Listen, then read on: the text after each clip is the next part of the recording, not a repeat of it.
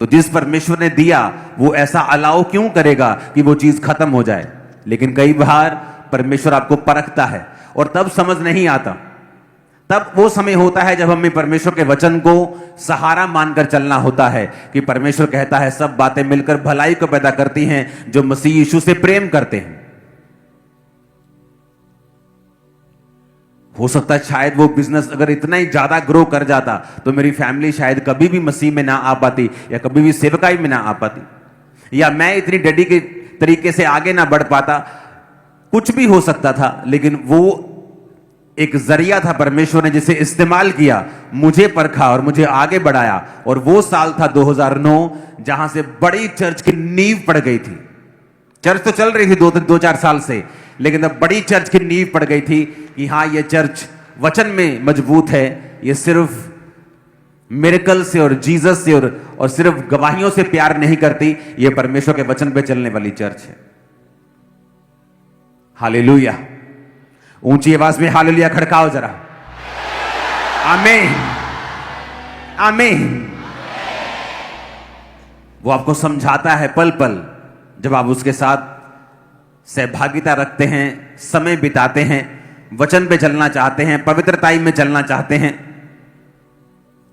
वो आपको गाइड करता है। हालेलुया। प्रकाशित वाक्य 12 उसकी 11 आयत में लिखा है, वो मेमने के लहू के कारण और अपनी गवाही के वचन के कारण उस पर जयवंत हुए और उन्होंने अपने प्राणों को प्रिय ना जाना और यहां तक कि मृत्यु भी सह ली। अगर इसको हम एम्पलीफाइड बाइबल की है अगर वर्स तो उसमें पढ़ेंगे। ये एम्पलीफाइड का मतलब है कि इसमें थोड़ा सा लंबी लाइन होती है और इसको थोड़ा सा एक्सप्लेन ज्यादा किया होता है। And they have overcome conquered him by means of the blood of the lamb and the utterance of their testimony, for they did not love adding to life even when they faced with death, holding their lives cheap till they had to die for their witnessing.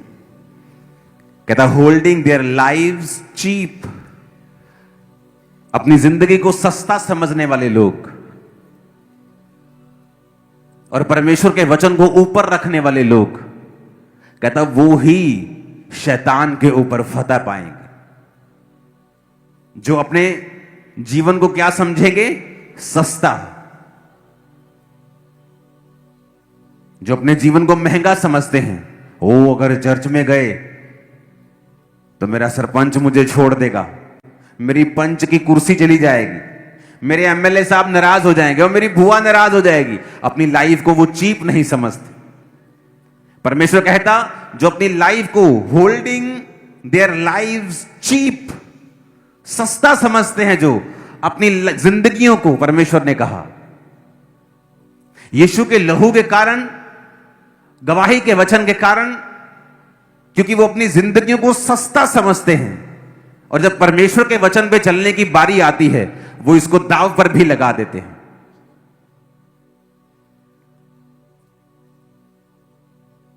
कल एक video internet पे हमारे सामने आई और हम बड़े हैरान थे कि सीरिया, जहां पर क्रिश्चियंस लोगों के सिर काट दिए जाते हैं, ऐसे सिर, आपको पता है ना, पिछले बहुत साल पहले वीडियो वायरल हुई थी जहां सिर काट काट कर टेररिस्ट लोग ऐसे क्रिश्चियंस के ऑरेंज कपड़े डाल डाल के दिखाते थे।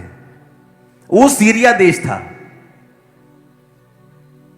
जब पौलुस जा रहा था दमिश्क के नजदीक तो कलीसिया को सताने के लिए, तो यीशु मसीह वहां प्रकट हुए थे। और जब वो अंधा हो गया था और परमेश्वर ने कहा था अब जा, दमिश्क में वो चला गया और वहां पर एक गली जो सीधी कहलाती है, उस गली का नाम है स्ट्रेट स्ट्रीट, सीधी गली। और वहां पे परमेश्वर ने अपने दास अनन्यास को कहा था कि पौलुस के ऊपर हाथ रख। तो उसने कहा था प्रभु वो तो तेरा विरोधी है। परमेश्वर का नहीं, वो मेरा चुना हुआ पात्र है, उस पे हाथ रख, वो देखने लगेगा। आज भी वो जगह वहीं मौजूद है, सीरिया में सीधी गली आज भी वहां मौजूद है। अनन्यास का घर, वहां चर्चिस हैं। एक गांव वहां पे है जहां 90% लोग क्रिश्चियन हैं और जीसस क्राइस्ट की भाषा जो यीशु मसीह बोलते थे वहां बोली जाती है सारे विलेजर्स के द्वारा आज भी। और हमने जब वो वीडियो वैसे ही मेरे सामने आ गई, मैंने अपनी वाइफ को दिखाया, मैंने कहा ये देखो कितनी शानदार चीज है। हमने अपने बच्चों को बुला लिया, हमने कहा आओ मैं तुम्हें चीज दिखाऊं एक।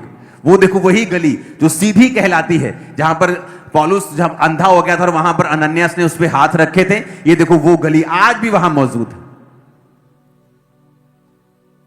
और कोई सोच नहीं सकता कि इतना कट्टर वो मुस्लिम देश है, लेकिन वहां पर 10% क्रिश्चियन लोग हैं और उस गांव में 90% लोग क्रिश्चियन हैं और यीशु मसीह की भाषा बोलते, जो जीसस क्राइस्ट बचपन से बोलते थे, आज भी उसी भाषा में वहां प्रार्थना होती है। एक घर एक चर्च, एक घर एक चर्च, एक घर एक चर्च, इतनी चर्चिस हैं पूरे गांव।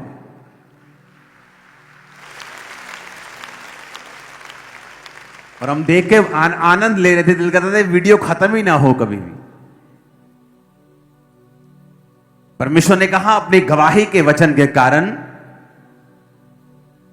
मैं प्रार्थना कर रहा था पंजाब के लिए, और जो डिपोर्ट होके लोग वापस आ रहे हैं उनके लिए, उनके परिवारों के लिए।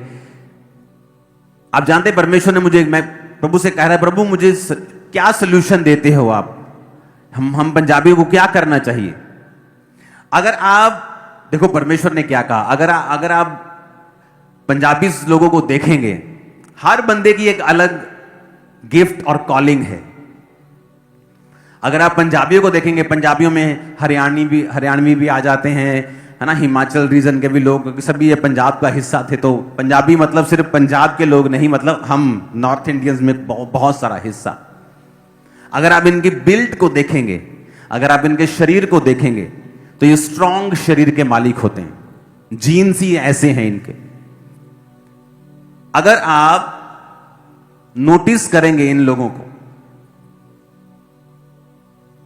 बॉलीवुड में कौन है सबसे ज्यादा? पंजाबीज। धर्मेंद्र जी, जितेंद्र जी, कौन है? सब लोग पंजाबी लोग हैं। बिजनेसमैन में कौन आगे हैं? बहुत लोग पंजाबी हैं। वर्ल्ड बैंक का सीईओ अपना सिख बंदा है, पंजाबी है। पंजाबी क्यों बाहर जाते हैं आपको मालूम? पंजाबी और गुजराती सबसे ज्यादा बाहर जाते हैं। क्यों? पंजाबी एक एक्सट्रीम कॉम है जो हर काम के एंड में पहुंचना चाहते हैं, या तो कुछ नहीं करना या सीधा चंद्रमा के ऊपर। हालेलुया। या तो कुछ नहीं करना या पूरा फिर सिरा हिला देना, आप काम खत्म। सुनो मेरी बात, नशे करने में क्यों इन लोगों को बोले नशे करते हैं? क्योंकि पंजाबी जो है ये अग्रेसिव और मतलब ताकतवर और जल्दी डिसीजन लेने वाली कौम है। पूरे देश में देखो पॉलिटिकली जो भी चलता हो, पंजाब उसमें नहीं होता, ये अलग ही चलता है, इसका अलग ही चल रहा है सिस्टम। कितने मेरी बात को समझ रहे हैं? अगर आप पंजाबियों को देखो, इनकी जो बिल्टअप है वो स्ट्रांग है। मैं आपको ये बात कह रहा हूं, अगर सरकारें पंजाबियों को, ये रीजन के लोग, हरियाणवी, पंजाबी, हमारे लोग जो हिमाचली, इस रीजन के लोगों को अगर स्पोर्ट्स में लगा दे, मैं आपको कह रहा हूं ये रीजन पूरी दुनिया का नंबर 1 होगा स्पोर्ट्स में। मैं आपको बता रहा हूं फ्यूचर में। प्रॉब्लम कहां है? गवाही की प्रॉब्लम है। प्रॉब्लम कहां है? गवाही की। क्या गवाही है? आप इंटरनेट खोलो, बंदा केले बेच रहा है, केले, और उसकी वीडियो चल रही है। आप क्या थे? मैं जी नेशनल लेवल का मुक्केबाज था, और बेच क्या रहा है वो? केले बेच रहा है। मतलब मेरे जैसा अगर यूथ, मेरे तो बड़ा हो गया, आप चलो कोई यूथ देख रहा है जिसने अब जाना है कि मैं 12th के बाद कौन से स्पोर्ट्स में जाऊं, मैं बीए में कौन सी स्पोर्ट्स चूज करूं, वो देखता है यार ये आदमी नेशनल लेवल का मुक्केबाज होकर अगर केले बेच रहा है, तो मैं भी केड़ा केले बेचने, मैं भी कुछ और करता, मैं फॉरेन जाना है, मैं बिजनेस करता है, मैं कुछ और करता। कितने मेरी बात समझ रहे हैं? टेस्टमनी खराब हो गई कि अगर एक बंदा उठे और कहे मैं नीरज चोपड़ा गोल्ड लेके आया, मालूम है कि नहीं? आप उसकी गवाही सुनो।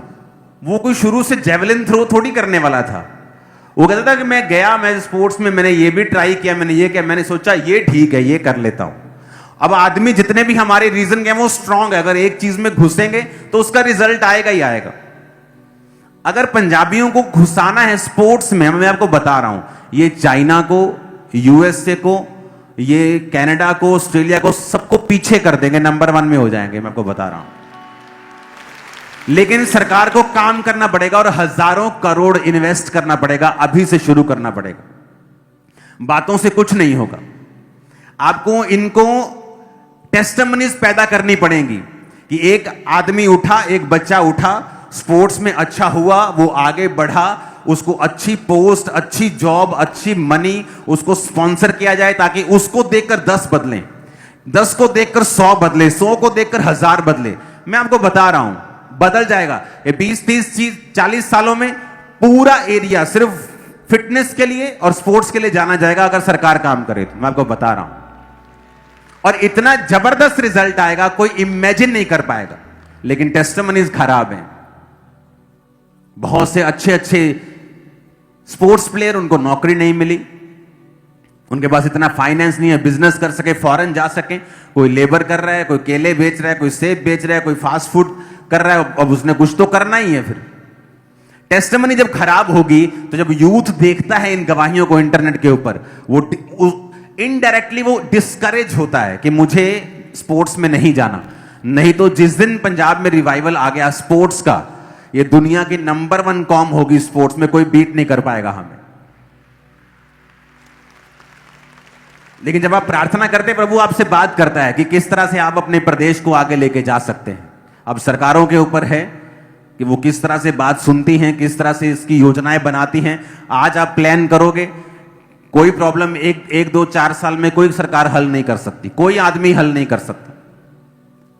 आप आज से प्लान करना स्टार्ट करोगे, शुरू करोगे, स्ट्रक्चर बनाओगे, इंफ्रास्ट्रक्चर बनाओगे, सिस्टम बनाओगे, इनकरेज करोगे लोगों को, नशे से भी आजाद होंगे ये लोग। जब एक आदमी स्पोर्ट्स में जाता है वो ऑटोमेटिकली नशों से मुंह मोड़ लेता है। उसे मालूम है मैं या नशा करूंगा या तो बॉडी बनाऊंगा। नशा करूंगा, डोप टेस्ट में कुछ आ गया तो मेरा सारा कैरियर खराब हो जाएगा। तो आप उनको सिर्फ मुंह से नहीं, आप उनको काम ऐसा दो कि ये लोग निकल जाएं। अगर आपको अपनी जिंदगी में पेशेंस देखना हो ना, पेशेंस, मैं तो ये कहता हूं कि हर बंदे को एक आदमी, औरत को औरत, आदमी को आदमी, एक दोस्त जरूर बनाना चाहिए यूपी, बिहार और वेस्ट बंगाल साइड का। पता है क्यों? उनमें पेशेंस, अगर आप चेक करेंगे, पेशेंस, इन लोगों में पेशेंस, इतना पेशेंस है इन लोगों में। हर एक स्टेट की, हर एक लोगों की जो काबिलियत है वो अलग है। आप देखो ज्यादातर IAS officers, SSP, SP, DC कहां के मिलते हैं आपको? ये बिहार साइड के मिलते हैं, यूपी साइड के। पेशेंस बहुत है। 8 साल पढ़ना पड़े, एक जगह पे बैठ के एक ही बल्ब के नीचे पढ़ लेंगे। उनमें वो वाला पेशेंस है जो इधर के लोगों में नहीं है। अगर आप इनको स्पोर्ट्स में भेजेंगे ये नंबर 1 है, अगर आप पढ़ाई में उनको भेजेंगे वो नंबर 1 है। मैं ऐसे लोगों को मिलता हूं तो पेशेंस बड़ा, मेरे को शांति फील होती जब मैं इस साइड के लोगों से मिलता हूं। पेशेंस है उनके अंदर, शांति है उनके अंदर, थोड़े में भी वो सेटिस्फाइड है। यहां तो ऐसे लोग भी हैं जो मुझे मिलने के लिए आते हैं। एक औरत आई मुझे मिलने के लिए और अंदर आकर, पापा जी मैं बहुत दुखी। मैं कहा पता नहीं किन्नी को दुखी होनी बेचारी। मैं की गल, फिर मैं दसन लगी मेरी एक कुड़ी बाहर है, मेरी दूजी कुड़ी ਉਹ वाली कंट्री, तीजी कुड़ी। मैं कहा तेरे ਤਿੰਨੋਂ ਬੱਚੇ ਬਾਹਰ? ਕਹਿੰਦੀ ਹਾਂਜੀ। मैं कहा फिर रोंदी क्यों? मेरा घर है नहीं का। मुझे अंदर से गुस्सा भी आ रहा है कि यार इन्नी आशीषां परमेश्वर दे कोल लैके ये हल्ले भी रोई जाते लोग कि किसी ने कुछ कह दिया वो रो रही, घर नहीं। मैंने कहा ये तो बहुत छोटी चीजें, लोगों के पास खाने के लिए नहीं है, बीमारियों में बेचारे पड़े हैं। कई बार आप थैंक्स गिविंग कम करते हैं, कंप्लेंट ज्यादा है, तब भी परमेश्वर का हाथ आप पे नहीं रहता। अरे थैंक्स करना स्टार्ट करो परमेश्वर को जो है उसके लिए। हालेलुया।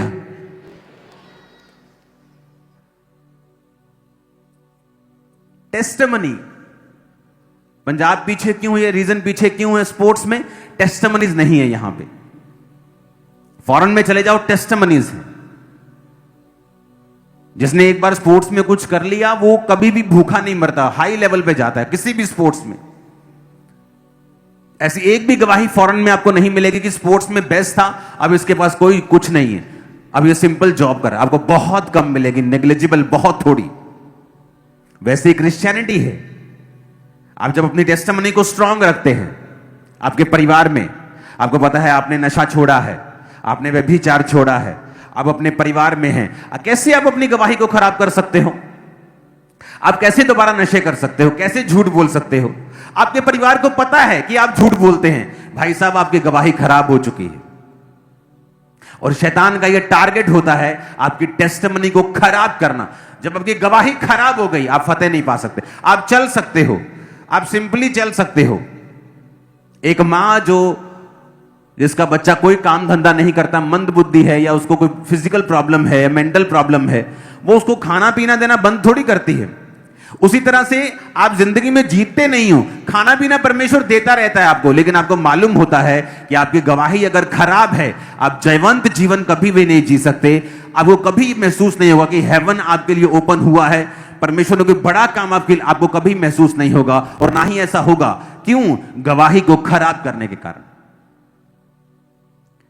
परमेश्वर ने भी यही कहा कि परमेश्वर का राज्य एक बीज के समान है, जिसे पृथ्वी में बोया गया, और होते होते होते वो इतना बड़ा पेड़ बन गया कि आकाश के पक्षी उस पर बसेरा करने लगे। तो प्रभु ने क्यों कहा कि परमेश्वर का राज्य बीज के समान है? क्योंकि परमेश्वर जब आपको अपने में लेके आता है, आपको छोटी सी गवाही देता है। मेरी गवाही क्या थी? जब मैं परमेश्वर में आया कि एक प्रार्थना के बाद मुझे रिलैक्स फील हुआ, मुझे मालूम था कि मेरा पागलपन पे कुछ अटैक हुआ है, कुछ खत्म हुआ है, कुछ तो हुआ है, और मैं परमेश्वर में चलने लगा। थोड़ा ठीक हो गया, और उस थोड़े की मैं गवाही देने लगा। शैतान क्या करता है? आपकी गवाही के ऊपर अटैक करता है। बहुत बार आप हीलिंग की टेस्टिमनी देंगे और शैतान उस हीलिंग पे फिर अटैक करता है। और अगर आपको मालूम नहीं होगा कि इस टेस्टिमनी को देने से मैं शैतान पर फतेह प्राप्त कर सकता हूं, इसीलिए वो उस पर अटैक कर रहा है, और जब वो अटैक करता है आपको लगता है नहीं, मैं तो हील हुआ ही नहीं था, मैंने तो गलत टेस्टिमनी दे दी। तो मुझे ये वचन मालूम था, और जब शैतान ने दोबारा मुझ पे अटैक किया, मैंने कहा जिस शैतान ने मुझ पे अटैक किया मैं उसको शर्मिंदा करूंगा। और मैंने फिर गवाही देनी स्टार्ट की कि परमेश्वर ने मुझे हील किया। मैं पूरी तरह से हील था उस टेस्टिमनी